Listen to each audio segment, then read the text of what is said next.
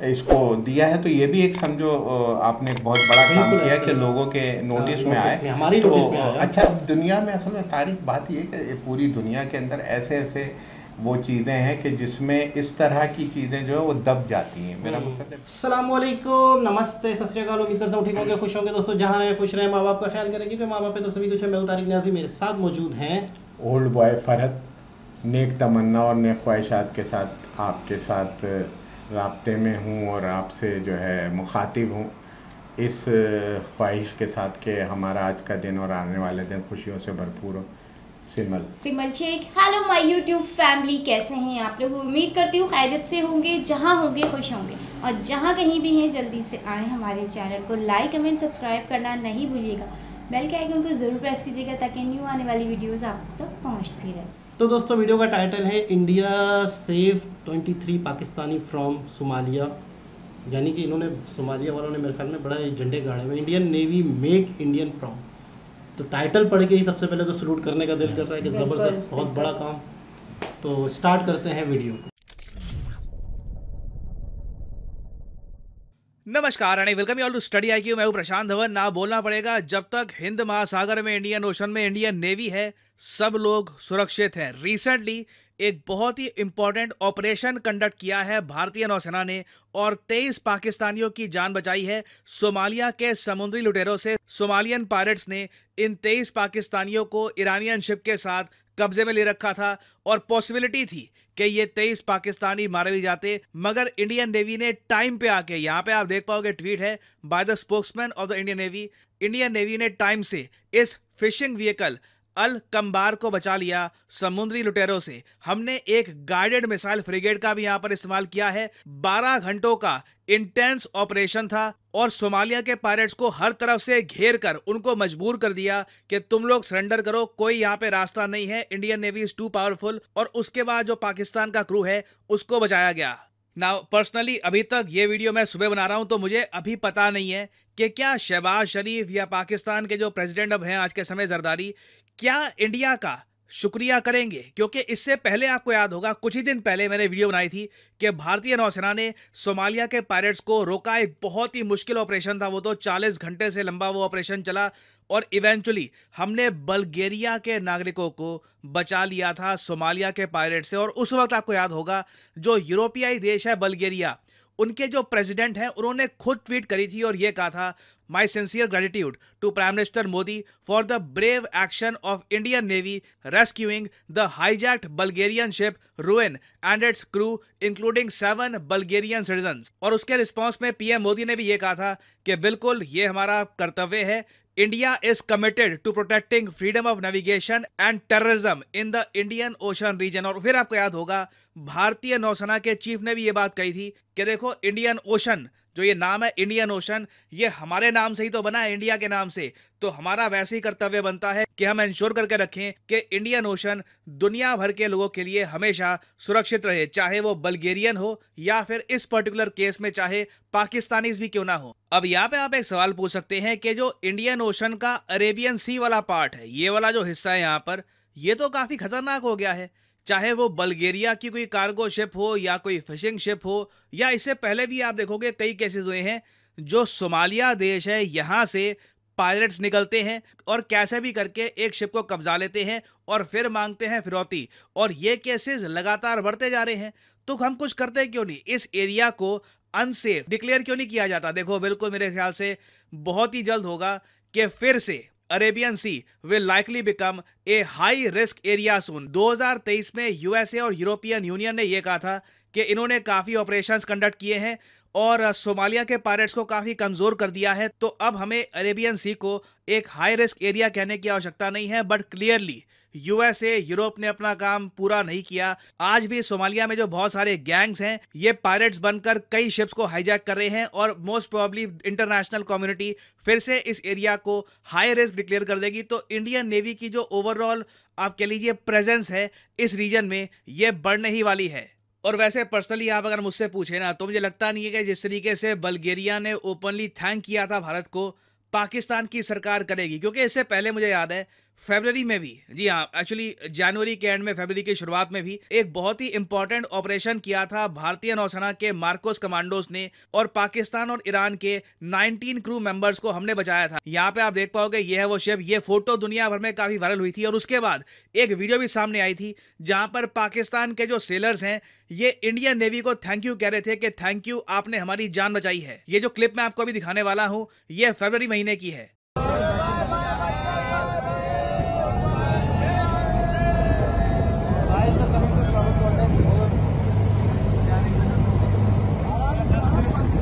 Now अभी जो operation हुआ है मार्च के महीने में, इससे रिलेटेड कोई वीडियो सामने आई नहीं है इंडियन नेवी की, बट मैं आपको यहाँ पर ये बता दूं, भारतीय नौसेना को ना अब ऑलमोस्ट हर कंट्री ही एक्सेप्ट कर चुकी है as the net security provider in the region. ना सिर्फ इंडियन ओशन में, बल्कि मैं कहूंगा इवेंचुअली पूरे इंडो पैसिफिक में भी। और मुझको एक बात यहाँ पर हाईलाइट करनी पड़ेगी, सिंस ये लोग समुद्री लुटेरे हैं, एक बार भी ना ये अज्यूम मत कर लेना कि ये लोग वायलेंस नहीं करते, इनके पास हथियार नहीं होते। सोमालिया के यहाँ से जो पायरेट्स निकलते हैं ना, ज़्यादातर ये ड्रग एडिक्ट्स होते हैं। ये बिल्कुल जो हॉस्टेजेस होते हैं इनको मार भी सकते हैं, चाहे वो अमेरिकन हो, यूरोपियन हो। इनको अगर फिरौती टाइम से ना मिली और इनको अगर लग रहा है कि ये बच जाएंगे, तो ये काफ़ी बार क्रू को मार भी देते हैं। एक एग्जाम्पल के लिए मैं आपको केस दिखा रहा हूँ, यहाँ पे आप देख पाओगे हेडलाइन लिखी है, सोमाली पायरेट्स किल 4 US हॉस्टेजेस। ये आज से 13 साल पुराना केस है। सोमालिया के पायरेट्स ने एक शिप कब्जा ली थी, जब इनको लगा कि फिरौती नहीं मिलने वाली, सारे क्रू को मार दिया। अमेरिकन नेवी कुछ नहीं कर पाई थी, बस ये लोग देखते रह गए थे, इनके चारों सिटीजन्स मारे गए थे। फिर उसके कुछ साल बाद एक और केस हुआ, जब सोमालिया के पायरेट्स ने एक शिप को तो पकड़ लिया, फिर फिरौती मांगी कि हमको जी इतने करोड़ रुपए चाहिए, तभी इस शिप को हम छोड़ेंगे। अब पैसा जब आ रहा था ना, तब उसी टाइम सोमालिया के पायरेट्स में आपस में लड़ाई हो गई और एक दूसरे को इन्होंने गोलियां मारनी स्टार्ट कर दी इस इशू को लेकर कि ज्यादा पैसा किसको मिलेगा। यहाँ पे आप देख पाओगे 3 killed as Somali pirates fight over ransom. तो यहाँ पर मैं आपको ये बताना चाहता हूँ कि भारतीय नौसेना जो लगातार सफलता हासिल कर रही है, ये कोई आसान काम नहीं है। कई घंटे लगते हैं प्रॉपरली सोमालिया के पायरेट्स को, आपको अपनी शक्ति दिखानी होती है, उनको घेर के अच्छे से समझाना होता है कि या तो सरेंडर कर लो या तो बुरी तरीके से मारे जाओगे। यही भाषा वो लोग समझते हैं। अगर उनको लग गया कहीं से भी कि जो सामने नौसेना है इतनी पावरफुल नहीं है, इनके पास एक्सपीरियंस नहीं है, तो ऐसे केसेस बहुत ही आसानी से हो सकते हैं। अब आगे यहाँ पे एक क्वेश्चन आप पूछोगे कि फ्यूचर के लिए हम क्या कर सकते हैं, क्योंकि कल को ये जो पायरेट्स हैं ये किसी इंडिया की शिप को भी इस तरीके से धर सकते हैं, या फिर कोई और शिप हो सकती है उसको पकड़ सकते हैं। तो हम क्या कर सकते हैं इसको लेकर? मेरे हिसाब से नंबर 1 टाइम आ चुका है, अरेबियन सी को हाई रिस्क एरिया फिर से डिक्लेयर करो। This is very very important. दूसरी बात, ये जो टापू है ना, यहाँ पर इधर आप देख पाओगे सोकोर्ता टापू, इसी के आसपास ही ज़्यादातर हाईजैकिंग हो रही हैं। तो यहाँ पे डिप्लॉयमेंट शिप्स की हमको बढ़ानी होगी, ना सिर्फ इंडियन नेवी को, आई थिंक इवन यूएस जो कहता तो है कि यहाँ पे प्रेजेंट है, मगर ये लोग कुछ करते नहीं है पायरेट्स को रोकने के लिए। तो यूएस को भी यहाँ पे अपनी जो प्रेजेंस है, इवन मैं कहूँगा बाकी जो ये कंट्रीज हैं, ऑयल रिच कंट्रीज जो अपनी नेवी ये बिल्ड कर रही हैं, इन सबको अपनी डिप्लॉयमेंट इस एरिया में बढ़ानी होगी। क्योंकि कल को मैं आपको बता दूं, एक बुरी घटना भी हो सकती है।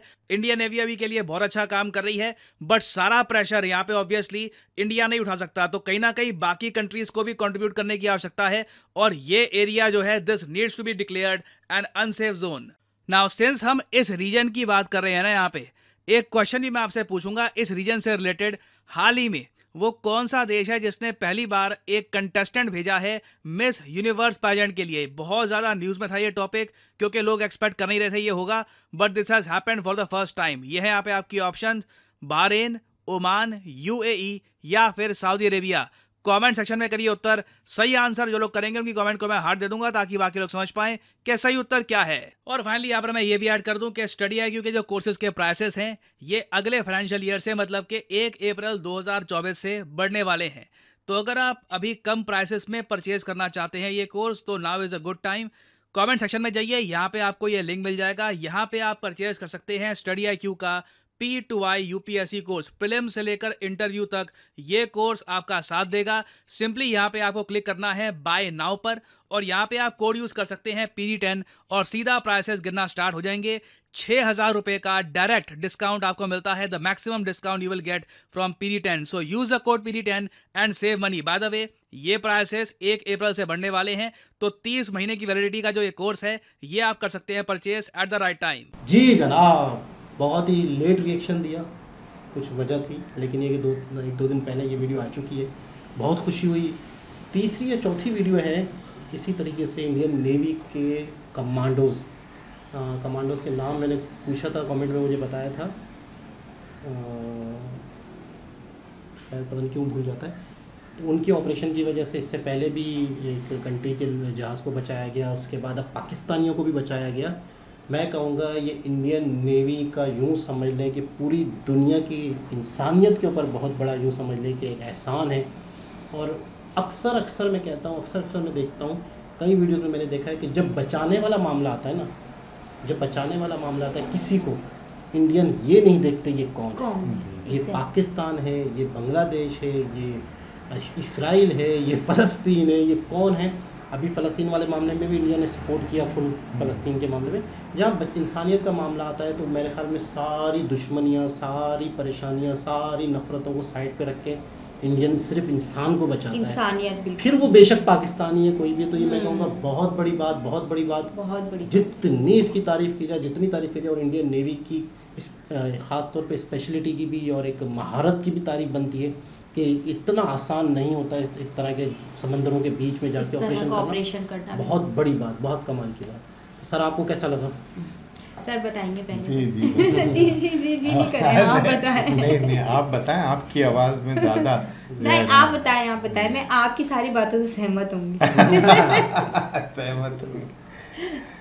नहीं ये बहरहाल देखें, इंसानियत के लिए कोई भी काम किया जाए उसके अंदर ये जो है ये एक बहुत बड़ा समझो कि फ़ख्र का मकाम है उनके लिए, इंडिया नेवी के लिए, कि वो उन्होंने ये समझो कि और जितने भी लोग हैं उनसे इंक्लूडिंग पाकिस्तानी 23 ये इनके साथ जो मसद इर्रेस्पेक्टिव के भाई ये पाकिस्तानी थे या क्या थे, उन्होंने एक इंसानियत पे फोकस दिया। और ये एक बहुत बड़ी उनकी ग्रेट अचीवमेंट है कि उन्होंने 23 लोग, अच्छा अब ये अगर इसको एज यानी इन रूटीन देखा जाए तो चलो भाई वो खुश हो रहे हैं या क्या, लेकिन जो अजियत इन 23 लोगों के फैमिलीज़ को हो रही होती है, और ये खुद जो है इनकी हालत जिस टाइम पे वो अंदर वो जो है होते हैं समंदर के अंदर और बिल्कुल कोई राब्ता नहीं है, कुछ नहीं, तो एक यानी मरने से भी बदतर पोजीशन हो जाती है, क्योंकि वहाँ पर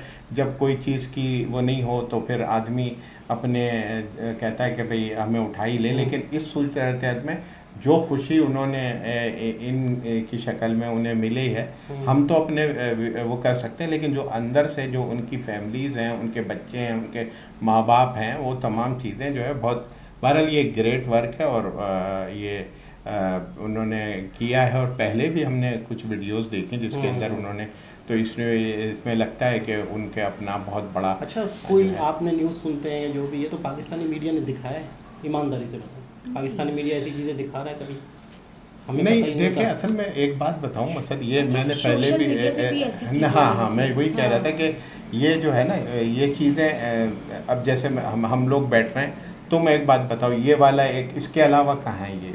वही तो मैं कह रहा हूँ कि सोशल मीडिया पे, यानी मेरा मकसद है कि ये अब ये भी अगर वो नहीं, हम अपनी तारीफ़ नहीं कर रहे हैं, अगर आपने ये पिक्चर निकाल के इसको दिया है तो ये भी एक समझो आपने एक बहुत बड़ा काम किया कि लोगों के नोटिस में आए, हमारी तो नोटिस में आया। अच्छा अब दुनिया में असल में तारीफ बात ये कि पूरी दुनिया के अंदर ऐसे वो चीज़ें हैं कि जिसमें इस तरह की चीज़ें जो है वो दब जाती हैं, मेरा मकसद है बैक पे चली जाती है, पॉजिटिव चीज़ें। हाँ तो ये पॉजिटिव है समझ लो कि जिसमें असल में इसमें किसी का पॉलिटिकल फ़ायदा नहीं है, वो जो लोग फंसे हुए थे वो मेरा मकसद है एक बहुत बड़ी आबादी का एक कुछ भी नहीं है वो थे, तो जो लोग इफेक्टिव भी होते हैं उनके घरों से जाके पता करें, वो तो ये कहेंगे कि उनका सबसे बड़ा मसला ही यही है कि यार हमारा बच्चा जो है या हमारा भाई है वो वहाँ से वापस आ जाए। तो लेकिन ये कि इस तरह की वीडियोस को हाईलाइट करके लोगों में बताना, और जिन्होंने काम किया है, जिनके साथ इनको खुशियाँ मिली हैं,